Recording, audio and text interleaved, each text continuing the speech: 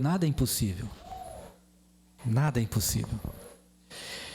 Hoje de manhã eu compartilhei com a igreja de um pastor que foi orar por um irmão. E esse irmão, ele tinha câncer, mas ele também tinha dores de cabeça, muito leve. Mas o interessante foi que esse irmão só pediu oração pela cura do câncer. Não pediu pela dor de cabeça. Meus queridos, o nosso Deus, Ele é poderoso tanto para curar uma mínima dor de cabeça, como um câncer. Aleluia. Esse é o Deus da Bíblia. Aquela conversa, mas não é assim comigo, cuidado com a tua carne, que ele é muito racional, né? E como nós falamos hoje de manhã, nós não precisamos entender Deus para crer, nós cremos para entender Deus, é fé. E agora a gente vai ter esse momento de oração, onde nós vamos colocar diante do Senhor os desafios, aquilo que tem te incomodado, tem te tirado o sono, talvez no trabalho, talvez até mesmo uma enfermidade, né? Você pode se colocar em pé, eu quero orar com você aí mesmo onde você está, só se coloca em pé para a gente estar orando. Eu quero estar pedindo a Jesus, né? Porque é Ele que pode resolver isso, não sou eu, mas Ele pode, e o que me deixa feliz é isso, né? Posso falar isso com tranquilidade, é Ele que faz, não sou eu, né? Pai Santo, Tu que és dono de todas as coisas, Tu que conheces cada vida presente aqui, meu amado Deus, eu peço agora a Tua ministração de cura na vida dessas pessoas. O desejo do nosso coração é que seja curado já, mas o Senhor tem o seu jeito de fazer as coisas e tem o seu tempo de fazer as coisas. Mas o mais importante para nós, Senhor, não é nem a bênção, é saber que o Senhor está ouvindo o nosso pedido. E sabemos que com o Senhor as coisas acontecem no Teu tempo, e o Senhor diz que é para a gente pedir, e eu peço, Senhor, libertação, Senhor, para aqueles que estão presos nas suas cadeias da racionalidade, aqueles que estão presos, ó Deus, com pensamentos diferentes, aqueles que estão com depressão, presos, arraizados num mundo que não existe, mas para eles está fazendo uma diferença tremenda agora. Liberta-os, ó Deus, porque a Tua palavra diz que o Senhor liberta as amarras, o Senhor desata todos os nós, o Senhor liberta das correntes. Ó Deus Santo, que haja salvação e cura nesta noite, porque o Senhor pode fazer isso, porque o Senhor é o Deus do impossível. E obrigado por nos ouvir. Em nome de Jesus é que eu oro. Amém. Os irmãos podem se assentar. Quero convidar aqui a nossa galerinha, juntamente com o papai, mamãe. E pastor Dorival, pode vir aqui, porque é o pastor que vai estar orando, né? Cadê a nossa turminha? Alguns já desceram, já encurtaram a caminhada, já, né? Alguns já desceram antes, né? Isso, aí vem os papais aí, olha só quem está aqui hoje. Ih, está meio mancandinho hoje, Nívia. Ai, viu? Bom, também se não mancasse era meio difícil, né? Quem diz que criança não vive se batendo tudo quanto é cano, né? Maravilha, pastor, ora por gentileza, depois o pastor também vai estar. Privilégio orar pelas crianças, pelas professoras também. As crianças são um presente de Deus, não é? O presente da igreja, não é o futuro somente, mas o presente já. Senhor, nós te somos gratos pela vida de cada uma das crianças que aqui se encontram, aquelas que já se anteciparam descendo para a salinha. Nós queremos te louvar porque agora vai acontecer o culto também com as crianças, na linguagem delas, com os recursos que elas necessitam. Obrigado pela vida das professoras, pela vida da Raquel e por todos que se disponibilizaram a serem instrumentos nas tuas mãos a fim de poderem ministrar a vida das crianças. Tu mesmo dissestes que as crianças, vinde a mim as criancinhas, porque de tais é o reino dos céus. E se nós não nos tornássemos como elas, como as crianças, nós jamais entraríamos no reino dos céus. Por isso, mais uma vez, obrigado. Continua falando a cada coraçãozinho, para que elas cresçam em graça e em sabedoria na presença do Senhor. É assim que nós oramos e te agradecemos no nome de Jesus. Amém. Amém. Isso aqui é teu? Pastor, que o Senhor te use poderosamente, tá bom? Amém? Amém. Amados, é uma honra, um privilégio poder mais uma vez estar aqui na Igreja Batista Boas Novas. A igreja que já no nome, né, tem a essência do Evangelho. A essência do Evangelho são as boas novas. A essência do Evangelho é o próprio Jesus. A essência do Evangelho é o amor de Deus. E essa noite, mais uma vez, me encontro aqui com os amados para poder compartilhar daquilo que Deus tem colocado no meu coração. Agradeço o convite do pastor Ismael, estava com muita saudade dele, e aí ele disse, muito fácil, já vou te convidar para pregar. E aí a gente já veio, e a gente já mata a saudade, mas também aproveita para ser instrumento nas mãos de Deus, com temor e tremor, com muita responsabilidade, me sentindo privilegiado, mas também com muita responsabilidade. Rever o pastor Elisionor, né? Meu amigo querido também, a Diva, a Claudete, não é? Bênção de Deus. E rever os amados, alguns dos amados com quem tenho nutrido uma amizade já há alguns anos. Louvo a Deus pela vida dessa igreja que tem crescido em graça e em sabedoria, na presença do Senhor, e que tem proclamado as boas novas da salvação em Cristo Jesus há tantos anos. Amados, sem mais me delongar, eu quero convidá-los a abrir a palavra de Deus lá no Evangelho de João. Nós vamos essa noite falar mais um pouquinho sobre aquele que é a razão da igreja se reunir, sobre Jesus. Isso. É isso aí.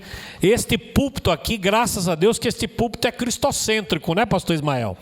E eu tenho certeza absoluta que o pastor Ismael há anos tem, nessa segunda vez, né, na segunda etapa do seu ministério aqui, já a primeira vez, estava olhando a foto dele ali, fiquei impressionado como ele não envelheceu.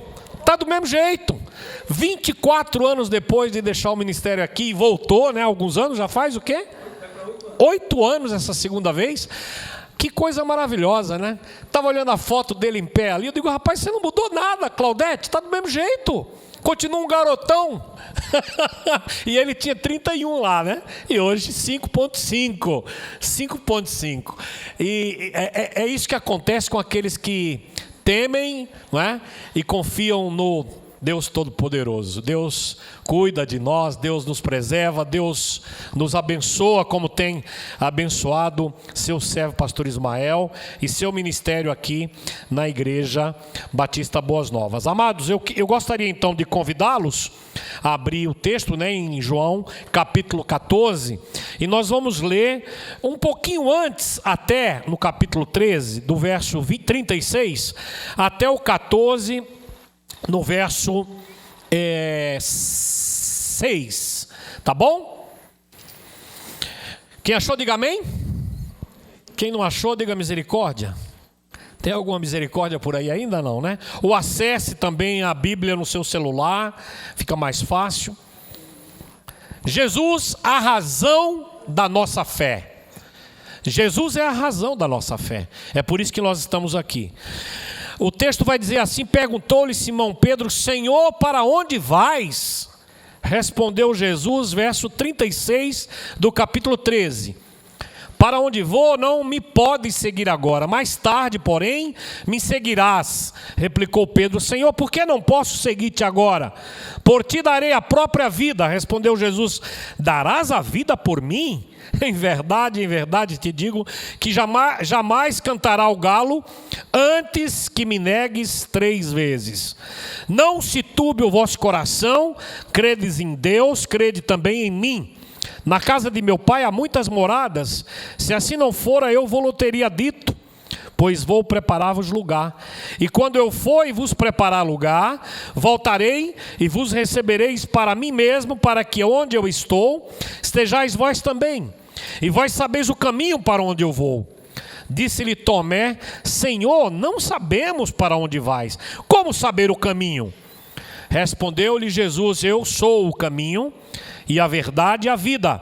Ninguém vem ao Pai senão por mim.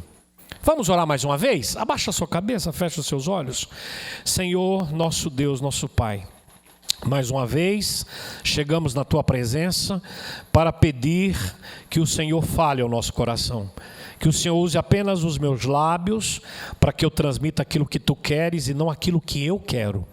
Que a tua palavra impacte corações nesta noite para a glória do teu nome. É assim que eu oro e assim eu te agradeço no nome santo e no nome poderoso do nosso Senhor e Salvador Jesus Cristo. Amém. Amém? Amados, Jesus é a razão da nossa fé. Na verdade, existe uma expressão que as pessoas utilizam para dizer: eu vou assistir ao culto, ou eu vou assistir o culto. E é uma expressão um pouco equivocada, porque nós não assistimos o culto. Na verdade, nós devemos participar do culto. Nós devemos prestar culto àquele que é o único assistente. Na verdade, a Trindade é assistente, não é? Deus Pai, Deus Filho, Deus Espírito Santo, e os anjos também são assistência. Na verdade, nós somos os prestadores de um serviço de adoração, de louvor, de honra, de glórias, aquele que é merecedor de toda a honra, toda a glória e todo o louvor. Ele, que é Jesus, é o objeto do nosso culto. Amém? Amém por isso? Amém?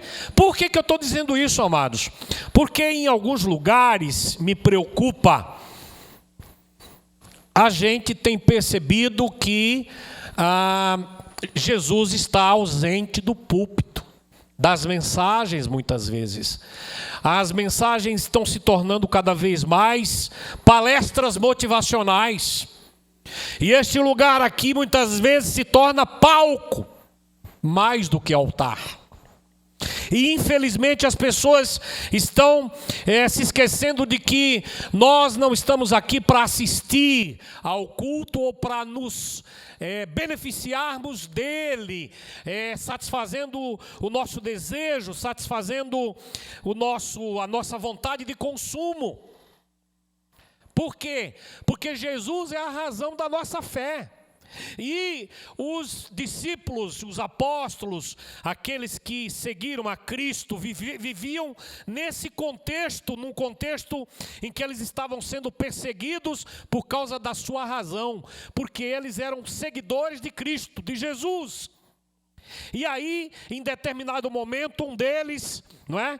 Pedro, pergunta para Jesus para onde ele vai. Jesus estava nesse contexto, falando que logo ele cumpriria com a missão para a qual ele veio: morrer na cruz, dar-se por nós, sacrificar-se por nós, derramar o seu sangue pagando o preço pelo nosso pecado.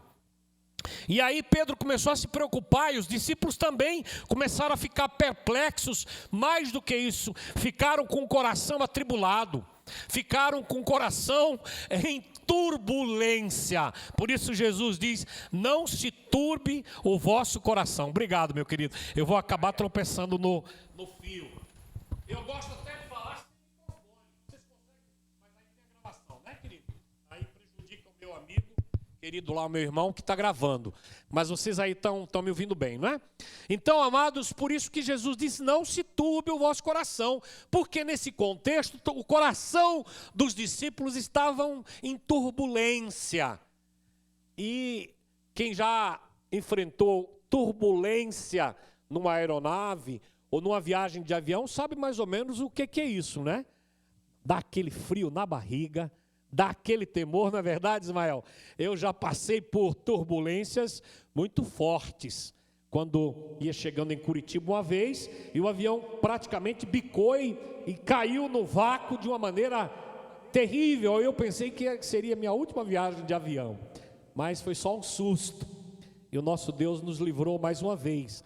Meus amados, Jesus é apresentado no Antigo Testamento e no Novo Testamento com muitos adjetivos para qualificar quem ele é, qual a sua identidade. Lá em Isaías, no capítulo 9, no versículo 6, tem um texto que a gente sempre lembra no Natal, não é verdade? Maravilhoso, conselheiro, Deus forte, príncipe da paz, pai da eternidade, não é? Enfim, leão da tribo de Judá, água da vida, pão da vida, cabeça da igreja, rei eterno e imortal, cordeiro de Deus, e assim por diante. Mas nesse contexto aqui, Jesus, ele se auto-apresenta. Jesus encerra o texto dizendo quem ele é. Ele é a razão da nossa fé. Ele era a razão da fé dos discípulos, dos apóstolos e de todos aqueles que no passado olhavam para o futuro pela fé, confiados na promessa que Deus havia dado a Abraão, quando disse: em ti serão benditas todas as etnias, todas as famílias da terra. E ali Deus mostra para Abraão que ele teria uma descendência numerosa, e da descendência dele veria aquele que salvaria o mundo, aquele que daria ao mundo o verdadeiro sentido, de salvação, o sentido de vida eterna, o sentido de libertação para sempre, daquilo que os aprisionou desde o princípio, quando houve a queda. Nesse contexto aqui, Jesus se auto-apresenta como aquele que preenche de fato o vazio enorme sentido no coração do homem desde a queda lá no Éden. É interessante notar, amados, que até a queda do homem não se tinha esse vazio. O homem era perfeito, o homem era pleno, mas após a queda veio a desorientação que o homem passou a experimentar. O homem foi criado por Deus com todas as necessidades já supridas. E lá em Gênesis, no capítulo 3, no verso 15, nós vamos ver um texto que é chamado de o proto-evangelho. Porque ali Deus mostra, orienta, que da descendência da mulher, não é? Viria aquele que haveria de tragar a morte, vencer a morte, apesar de que a morte tentaria pegá-lo, mas ele sairia vitorioso, porque ele pisaria na cabeça da serpente, e ele seria aquele que venceu a morte, aquele que pagou o preço, e aquele que nos deu o resgate, a dignidade original. Aquela dignidade que Deus criou o homem, para a qual Deus criou o homem, e na qual Deus fala em Efésios capítulo 1, que nós fomos criados para o louvor da sua glória, para glorificar a Deus. Essas necessidades então são supridas somente em Jesus. E elas eram supridas pela presença e pelo poder de Deus no passado, antes da queda, e o homem acabou perdendo, porque ele era perfeito, completo, feito para glorificar a Deus, conduzido e gerenciando tudo aquilo que o Senhor criou na terra, como nós vemos lá em Gênesis. Mas vem o pecado, e o homem cai, peca, e tudo vai mudar. O homem perde a direção, o homem perde o sentido de vida, e o homem perde a sua verdadeira liberdade, que tinha com a presença da verdade absoluta de Deus, com Deus presente, se relacionando com o homem antes, mas depois, por causa do pecado, o homem foi distanciado e foi separado de Deus. Isaías vai nos dizer isso. Isaías vai nos dizer que os nossos pecados fazem separação entre nós e o nosso Deus. E por causa da desobediência, o homem se separa de Deus, se distancia de Deus. Meus amados, não há divisão entre o capítulo 13 e o capítulo 17, porque é uma unidade literária. Por isso que eu li para vocês os últimos versículos, para vocês poderem se contextualizar. Há um diácono ali no cenáculo na noite da ceia, no capítulo 13. E as declarações que a gente vê ali de Jesus sobre ir embora, sobre ir cumprir o propósito de Deus na cruz, fez com que os seus discípulos tivessem muitas dúvidas e ficassem com os corações atribulados, como eu já disse, perplexos, temerosos, com medo, ao ponto de Pedro fazer aquela afirmação, que ele nem mesmo ele sustentaria poucos dias depois, ou pouco tempo depois. Esse é o contexto construído aqui, para que a gente possa pensar um pouquinho sobre Jesus, a razão da nossa fé. E por que Jesus é a razão da nossa fé? Reparem, Tomé faz a pergunta que talvez todos estivessem querendo fazer naquele contexto. E é em cima da resposta de Tomé, no versículo 5, não é? Que Jesus dá exatamente a eles a direção. Jesus se auto-identifica e Jesus continua se auto-identificando ainda hoje. Nos dias de hoje, ele continua sendo, além dele continuar sendo o mesmo ontem, hoje, eternamente, como Apocalipse nos diz, e o pastor Ismael nos lembrou muito bem aqui, quando deu a ilustração da cura do câncer e de uma pequena dor de cabeça. Esse é o Jesus Todo-Poderoso, que continua sendo o mesmo ontem, hoje, eternamente. Ele continua sendo a razão da nossa fé. Ele é a nossa esperança, a razão da nossa esperança. Mas eu quero me deter um pouquinho em cima disso e fazendo essa pergunta: por que ele é a razão da nossa fé? Em cima da resposta de Jesus, eu quero pensar e refletir com você, meu irmão, sobre as 3 respostas que vão dar sentido a essa pergunta: por que ele é a razão da nossa fé? Sabe por quê? Em primeiro lugar, porque ele é o caminho. E ele diz: eu sou o caminho, a verdade e a vida. Ele é o caminho porque o homem perdeu a direção. O homem se perdeu no caminho preparado por Deus, se desviou ao cair, ao pecar, ao transgredir e ao desobedecer. Mas o homem continua hoje perdendo a direção quando se desvia de Jesus, quando deixa de olhar para Jesus, quando deixa de adorar a Jesus, quando para de obedecer a Jesus, quando deixa de consultar a Jesus, quando começa a olhar para dentro de si mesmo e para de olhar para Jesus e para a solução que Jesus é para a sua vida, para a esperança que Jesus representa para a sua vida, para a paz que só Jesus pode conceder a ele. O homem continua, né, ainda cometendo essa mesma falha, esse mesmo equívoco, ao não perceber que Jesus continua sendo o caminho. Repare, não é um caminho, é o caminho, o único caminho. Amém? Amém, é o único caminho. Jesus é o único caminho. É o único caminho que conduz o homem de volta a Deus, que conduz o homem a um relacionamento íntimo com Deus, com Ele mesmo. Jesus é o único caminho para que o homem possa conhecer de fato a sua real identidade. A sua identidade é Jesus, é Cristo. É o próprio caminho, é o próprio Senhor Jesus. Ah, meus amados, muitas vezes nós queremos andar pelo nosso caminho. Nós traçamos objetivos, traçamos projetos, traçamos planos, sonhamos e nos esquecemos de pedir a Deus, a Ele, a direção, de consultá-lo sobre se de fato aquilo que nós pretendemos realizar é da sua vontade, da sua soberana vontade. Por quê? Porque nós vemos diferente como Deus vê. A Bíblia diz que o homem vê o exterior, mas Deus vê o interior.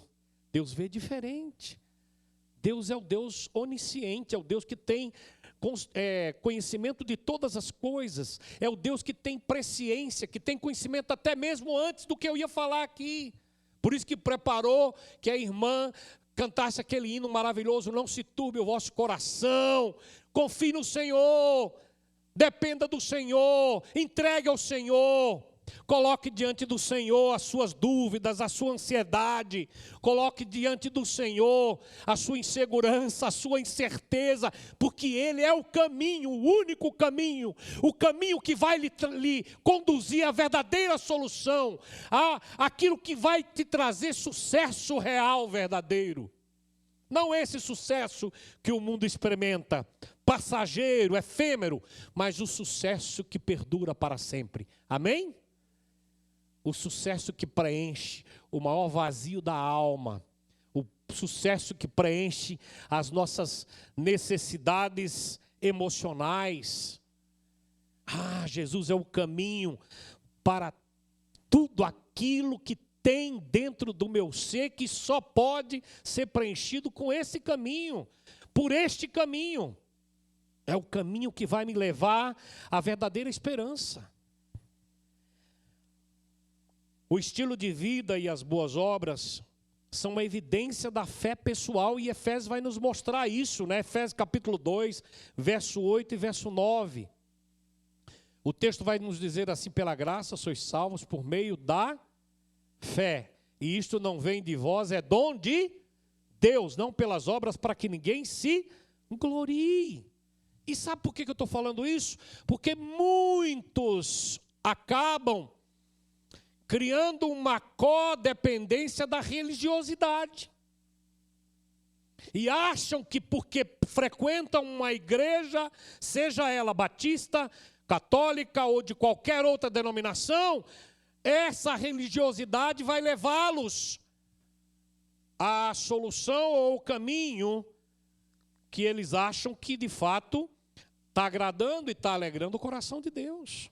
Quando na verdade não passa de uma religiosidade, não passa de um ritualismo, porque o caminho é Jesus. Se você não tiver a intimidade com esse Jesus, se você não tiver dependência desse Jesus, se você não tiver a busca a esse Jesus, e se você não confiar neste que é o caminho, o único caminho que é Jesus, de pouco vai adiantar a sua religiosidade. Jesus é o caminho porque Ele é a razão da nossa fé. E olha, até a fé não é nossa. O texto vai dizer que a fé é dada por Deus, lá em Efésios. É dada por Deus. Foi Jesus quem nos deu.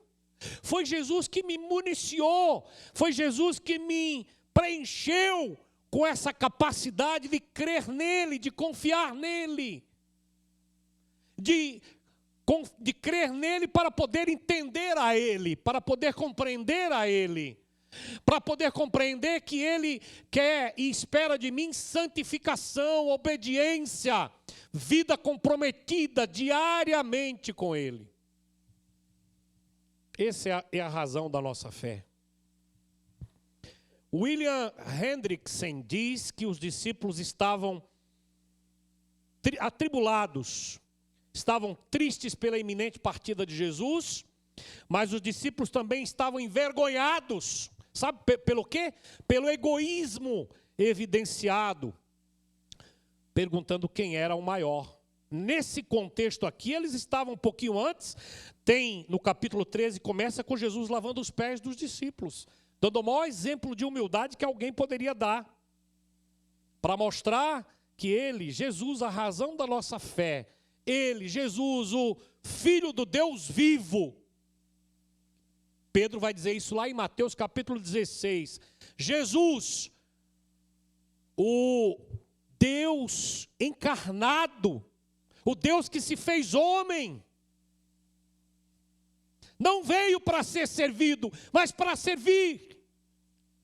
E da mesma forma ele espera que nós sirvamos. Mas a quem? Ao outro, ao meu irmão, à minha irmã, ao meu próximo, com o amor dele, que ele colocou no meu coração. Jesus é o caminho, inclusive para isso.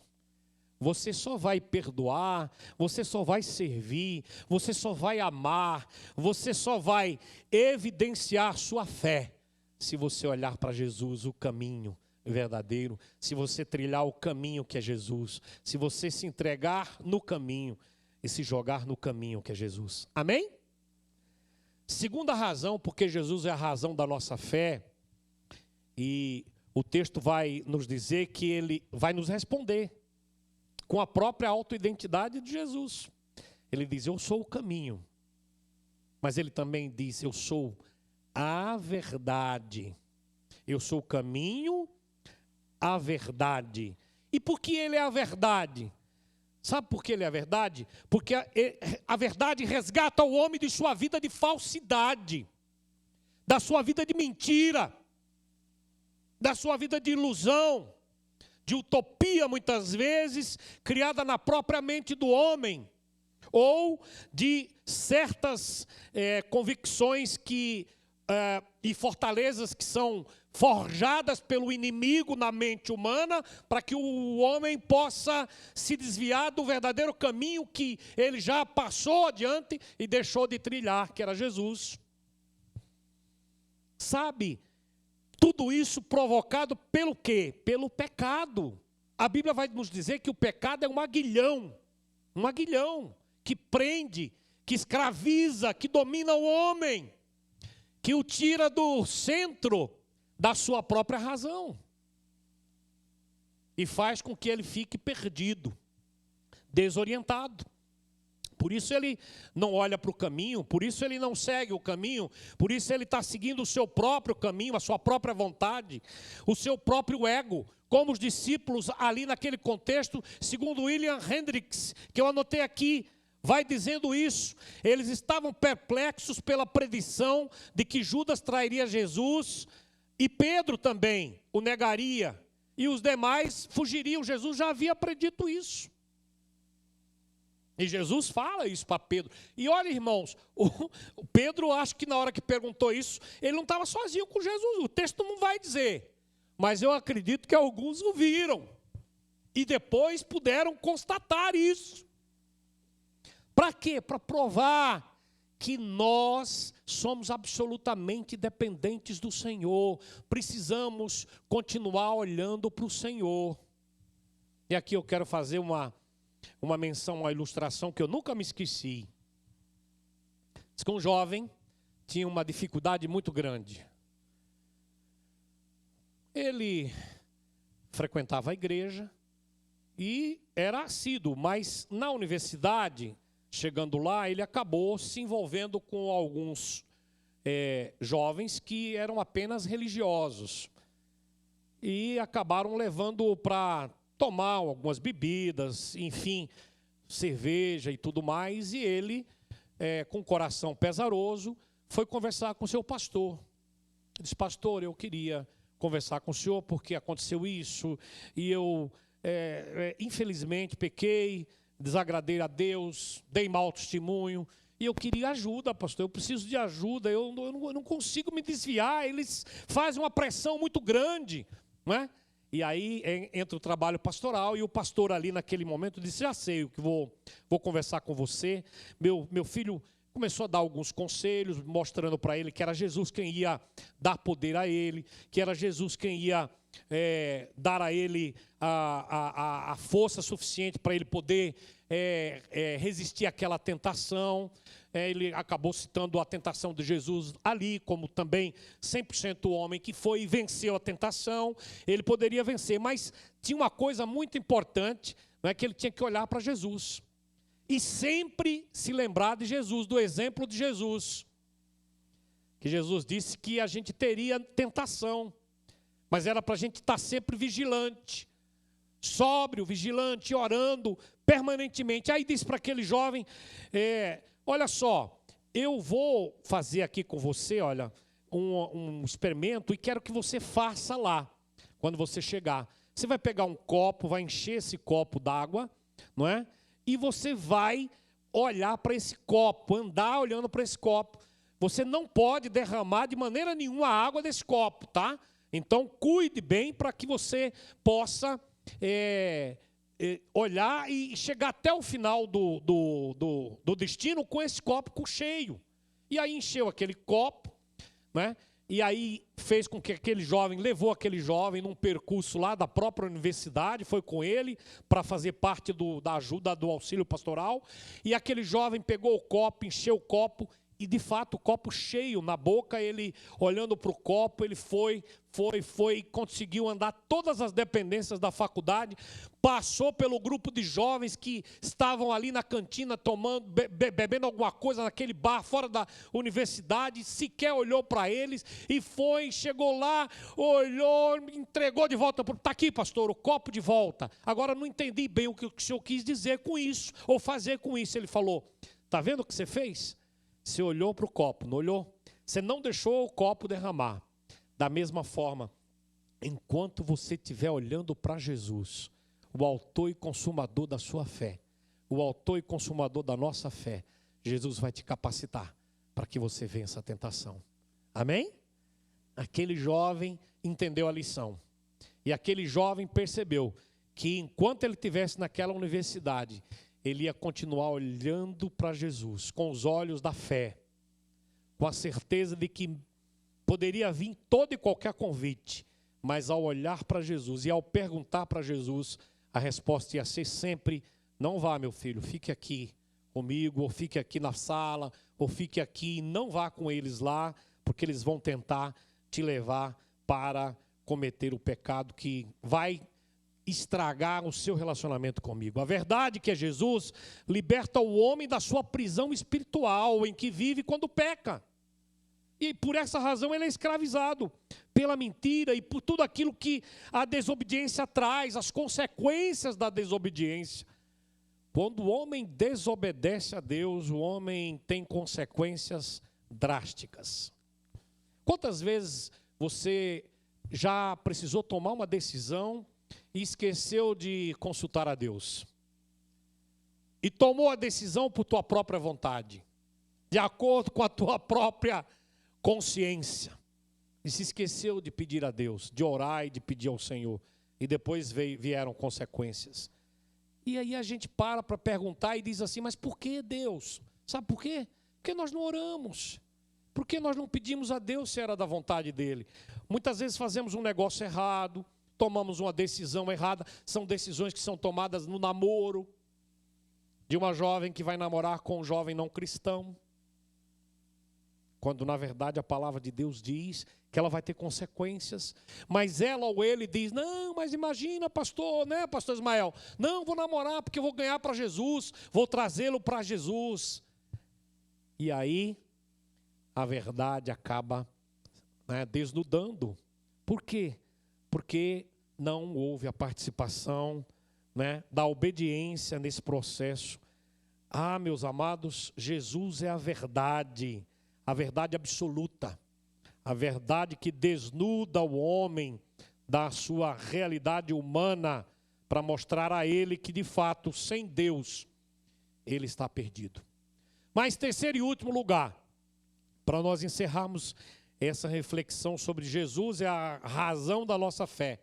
Ele responde: eu sou o caminho, a verdade e a vida. Jesus é a vida, porque resgata o homem do estado de morte em que o homem sempre esteve. 1 Coríntios capítulo 2, verso 14, abra lá e confira comigo esse texto.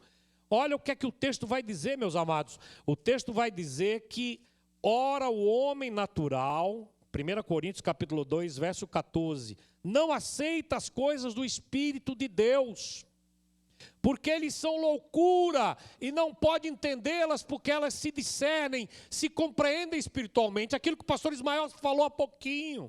É preciso primeiro crer, para depois entender, para depois compreender. Por quê? Porque a pregação do Evangelho, o Evangelho é loucura para aqueles que não creem. É loucura para o mundo que está numa outra realidade. A cosmovisão do mundo é diferente da cosmovisão cristã. O apóstolo Paulo nos lembra isso, quando ele fala em Romanos capítulo 12, verso 2, e não vos conformeis com este mundo, mas transformai-vos pela renovação da vossa mente, para que experimenteis qual seja a boa, agradável e perfeita vontade de Deus. Quando nós não permitiremos, ou não permitimos, ou não venhamos a permitir que os padrões deste mundo moldem, imponham a minha agenda, quando nós não permitirmos isso, aí sim, nós estamos fazendo a vontade de Deus, e nós estamos vivendo a vida de Jesus, a vida que é Jesus, melhor dizendo. Por quê? Porque nós estávamos mortos, e nós fomos revivificados pelo Espírito Santo de Deus, quando nascemos de novo. E sabe, Jesus continua sendo esta vida. até mesmo para aqueles que já receberam a Ele como Senhor e Salvador e que muitas vezes, por uma razão ou outra, estão desanimados, desencorajados, entristecidos, abatidos por causa do pecado, que muitas vezes pega você de surpresa, mas Jesus está de braços abertos, continuamente, permanentemente dizendo para você: meu filho, eu continuo sendo o caminho, a verdade e a vida. Sou eu que te perdoo, sou eu que te dou paz, sou eu que te dou esperança. E era isso que Jesus queria dizer para os discípulos naquele contexto. Olha, eu estou indo para um lugar que eu vou preparar uma casa para vocês. Eu vou preparar um lugar para vocês viverem eternamente. E se eu sou capaz de preparar uma casa, uma mansão celestial, será que eu não sou capaz de sustentá-lo em meio às lutas desta vida, em meio às tempestades que assolam você? Esse é o Jesus que nós cremos, a verdadeira vida, aquele que nos ressuscitou e nos tirou da morte para a vida. Nós ressuscitamos pela vida de Jesus, pelo poder dele, pela vitória dele na cruz, e por isso nós podemos ter vida novamente. Ah, meus amados, esse é Jesus, o Jesus maravilhoso, que é a razão da nossa fé, a razão da nossa esperança e a razão da verdadeira paz que só podemos ter nele. Por isso, Jesus disse para os discípulos: não se turbe o vosso coração, credes em Deus, credes também em mim. E aí, amados, é nesse contexto que Jesus se levanta como uma espécie de terapeuta da alma para consolar os discípulos, dizendo isso: não se turbe. Jesus os conforta, dizendo para eles que eles deveriam crer nele, como creem em Deus, porque ele e Deus são um. Aliás, ele disse: eu e o Pai somos um, né? Em João capítulo 17, na oração sacerdotal, ele disse: quem vê a mim, vê ao Pai, porque eu e ele somos um. E ele diz que ele quer conosco ser um como ele o é com o Pai. Por isso que ele disse que se nós não formos um só, o mundo não vai crer.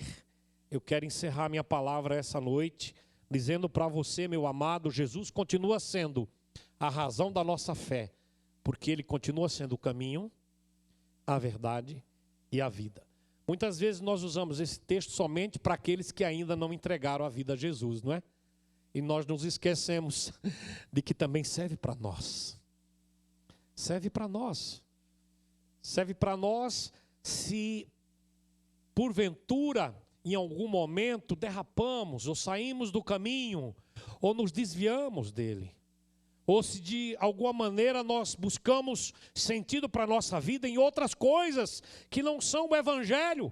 O Evangelho que é o poder de Deus para a transformação do homem, para a restauração completa do homem. Jesus que é a vida que nos resgata do estado de morbidade para o estado de alegria sobrenatural. Feche os seus olhos. Eu não conheço o seu coração, mas o Senhor conhece. Eu não sei o que perpassa, o tem passado pelo teu coração, mas se porventura você estiver vivendo nessa dimensão, uma dimensão em que você não tem ainda confiado totalmente a sua vida nas mãos do Senhor Jesus, e essa noite você quer renovar o seu compromisso, de dizer para Ele: sim, Senhor, eu quero confiar no Senhor, eu quero andar com o Senhor, eu quero obedecer ao Senhor, eu quero viver a cada dia te servindo, a cada dia te obedecendo, a cada dia te consultando sobre tudo que eu for fazer. E nessa noite a tua palavra falou ao meu coração. Eu não vou convidar você para vir aqui à frente, mas eu só vou orar por você. Se você entende isso, e se você está passando por algum momento nesse sentido, levante todas as suas mãos que eu vou orar por você. E abaixe, levante e abaixe. Bem rapidinho, aleluia, glória a Deus, aleluia, glória a Deus. Pode baixar, viu? Levante e baixe. Se você tem reconhecido que você precisa se dedicar mais ainda ao Senhor, se comprometer mais com Ele, e viver uma vida andando cada vez mais dentro da direção do Senhor, levanta as suas mãos que eu vou orar por você, aleluia, glória a Deus, aleluia, glória a Deus. Aleluia. Senhor, muito obrigado por estas vidas preciosas que entenderam a mensagem do Senhor aos seus corações. Eu também ergo a minha mão dizendo: sim, Senhor, a cada dia eu quero que Tu sejas o meu caminho, a minha verdade e a minha vida, porque Tu és a razão do meu viver.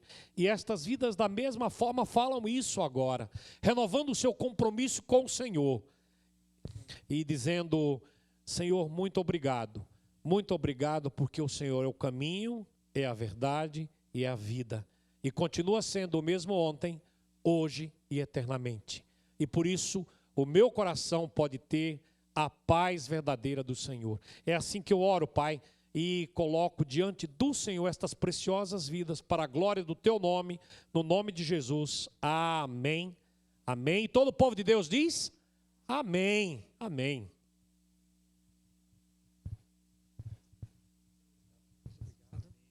Obrigado, querido. Muito obrigado mesmo.